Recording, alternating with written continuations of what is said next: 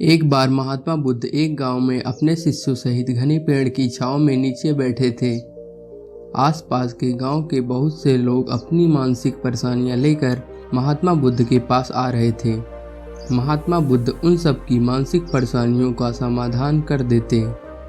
सब लोग खुशी खुशी अपनी समस्याओं का समाधान पाकर वहां से लौट रहे थे।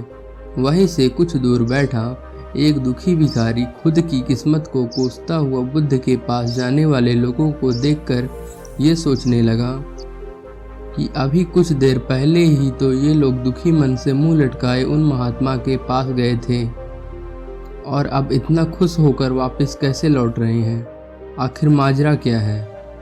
जरा मैं भी जाकर देखूं तो महात्मा ऐसा कौन सा खजाना बांट रहे हैं इन लोगों को जो इनके चेहरे इतने खुशी से लाल हो गए।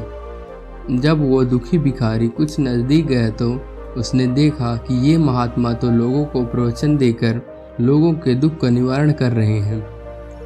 ये देखकर भिखारी के मन में भी तीव्र इच्छा हुई कि क्यों ना मैं भी अपने दुख इन महात्मा को बता दूं। मुझे भी अपने दुख का समाधान अवश्य मिलेगा। बस फिर क्या था, समाधान पाने की लालसा लिए भिखारी महात्मा बुद्ध के सामने पहुंचा और हाथ जोड़कर प्रणाम करते हुए बोला, हे महात्मा बुद्ध, मैं भी लोगों की मदद करना चाहता हूँ। मेरी बहुत इच्छा है कि मैं लोगों की मदद करूँ, लेकिन मैं मदद कैसे करूँ? मैं तो बहुत गरीब हूँ, ना तो मेरे पास धन है, ना ही कोई वस्तु जिससे मैं किसी की मदद कर सकूँ। मैं चाहकर भी किसी की मदद नहीं कर सकता। मुझे भगवान ने इतना गरीब क्यों बनाया? हे महात्मा, मुझ पर कृपा करो। इतना बोलते हुए भिखारी रोने लगा।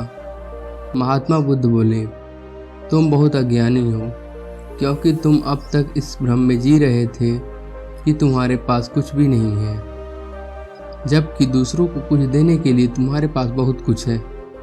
तुम बिना धन और वस्तु के भी दूसरों की मदद कर सकते हो। तुम्हारे पास जुबान है जिससे तुम मीठे शब्द बोलकर किसी की दुखी चेहरे पर मुस्कान ला सकते हो।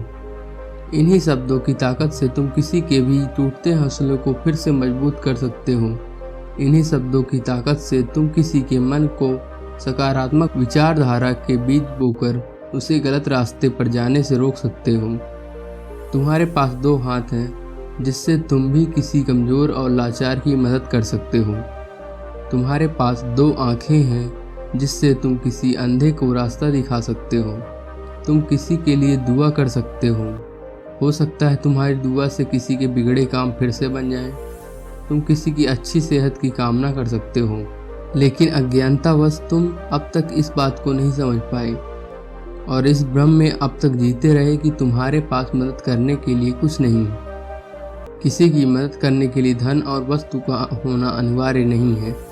बिना धन और वस्तु के भी हम कई प्रकार से लोगों की मदद कर सकते हैं।